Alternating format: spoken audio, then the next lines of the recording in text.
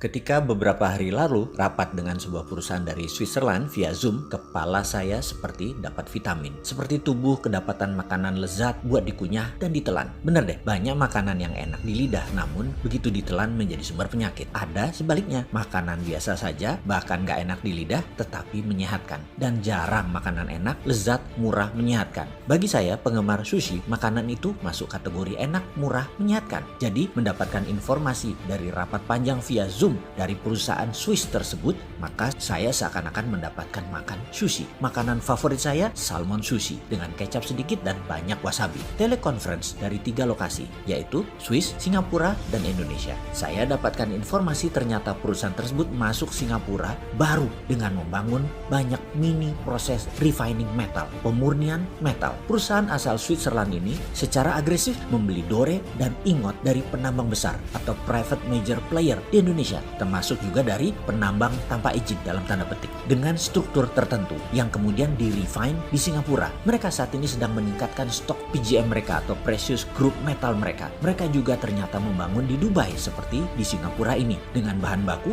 dari Afrika. Menarik, asli menarik strategi yang mereka lakukan. Mereka menghubungi saya karena nama saya kebetulan ada dalam perusahaan tambang emas di utara Manado, di salah satu pulau utara Indonesia. Mereka ingin mengambil ingotnya atau dore atau metal yang masih bercampur dengan emas yang kadarnya paling tinggi 50%. Masih ada Ag-nya, masih ada PT-nya, yang jelas Cu-nya yang paling banyak dari sisa 50% tadi. Mereka memerlukan semua mineral tadi. Sama persis seperti apa yang dilakukan pihak Cina dengan mengambil nikel yang dibela pejabat teras yang multi talent itu. Nikelnya 25%, sisanya emang isinya pasir. Ya enggak lah, ada litium, ada ferro. Wis, males dah kalau saya lanjutin urusan hal ini. Sebenarnya yang heran adalah masalah fansnya. Asli saya heran. Tanah air dikuras, bosnya mah nggak paham-paham banget. Pejabat-pejabatnya berlindung di balik kebaikan bosnya. Ketika diingatkan banyak kesalahan pejabat-pejabat tersebut, lalu bosnya dan fans bosnya dipakai buat serangan balik. Dan mereka akhirnya sudah tahunan menikmati kedaulatan menjabat dilindungi oleh bosnya. Yang pastinya fulusnya mah mereka pribadi naiknya kencang. Bosnya mah biasa-biasa aja. Sementara itu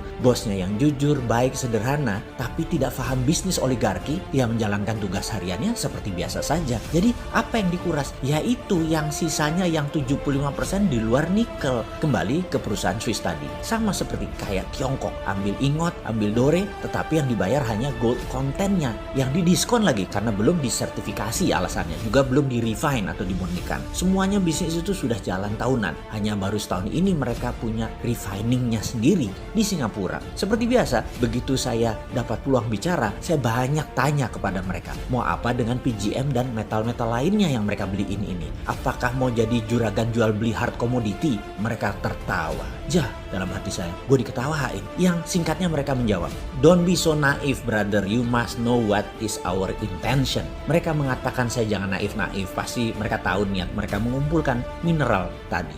Kepala saya langsung teringat 200 tahun yang lalu ketika Swiss mengumpulkan banyak metal di dunia. Di mana Swiss adalah satu-satunya negara yang memiliki Swiss Metal Bank. Bank metal yang menyimpan benda-benda berharga. Semua ini menjadi dasar underlying terbitnya Swiss franc, mata uang Swiss. Jadi kali ini mereka mengumpulkan kembali apakah dengan tujuan yang sama? Membuat Swiss jadi safe haven currency. Banyak ngelamun saya dalam diskusi kemarin. Setiap beberapa kalimat dari mereka saya langsung punya theater of mind, layar bioskop di kepala saya. Apa yang akan terjadi ke depan dengan strategi mereka ini? Pertama, saya geblek-geblekin yang jual material ke mereka. Jual tanah air dengan harga murah. Prinsip dagangnya begini. Kalau mereka punya tambang, katakanlah tambang tembaga Freeport. Ingat ya, Freeport tambang tembaga bukan tambang emas. Iya, tambangnya ada emasnya, tapi yang dipajakin kan koper bukan gold. Gimana sih lu?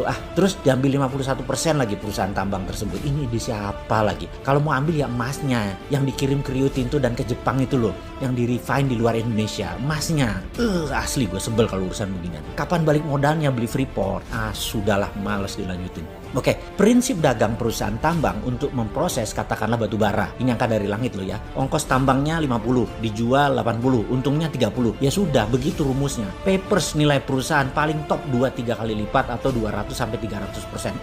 Itu pun sudah overvalue. Tapi perusahaan teknologi nilainya bisa 100 kali aset atau kapitalisasinya bisa beratus kali karena kemampuan melipat nilai papersnya tadi. Juga perusahaan metal berharga ini. Semacam VOC lah, nilai papersnya bisa berkali lipat. Jadi perusahaan Swiss tadi ambil metal untuk dijadikan jaminan underlying surat berharga seperti bond misalnya. Misalnya bond tadi diambil Swiss untuk cetak uang, maka kertas saja yang dipindah tangankan, metal masih di tangan perusahaan Swiss tadi, katakan 10 billion dolar buat jaminan Swiss franc. Swiss membayar pinjaman tadi juga pakai bunga atau membeli dengan DP yang murah. Persis seperti pinjamnya IMF deh. Lalu misalnya negara lain, Singapura pinjam surat berharga tadi buat underlying terbitnya uang baru Singapura dolar. Kertas berharga itu pindah tangan. Tidak perlu 100% dibayar oleh Singapura, cukup 20-30% saja dari nilai. Tapi Singapura bisa cetak 100%, memanfaatkan 70% sisanya tadi. Kan ada jaminan, nggak inflasi. Ya enggak lah. Juga misalnya dinaran perlu emas, maka dinaran cukup bayar 20-30% surat berharga perusahaan Swiss tadi. Ya emasnya perusahaan Swiss ini, dan ketika diminta fisik ya dia berikan emasnya nantinya. Tentunya harus bayar full. Tetapi selama rupiah Anda dipegang di rekening Anda di dinaran, ya emasnya dipegang perusahaan Swiss tadi. Ini asli pinter. Saya kok jadi terinspirasi ya. Kok negara kita pejabatnya nggak sepinter negara Swiss yang nggak punya laut, nggak punya sumber daya alam, bisa menjadi safe haven lagi. Oh iya, perusahaan Swiss tadi namanya Metalor.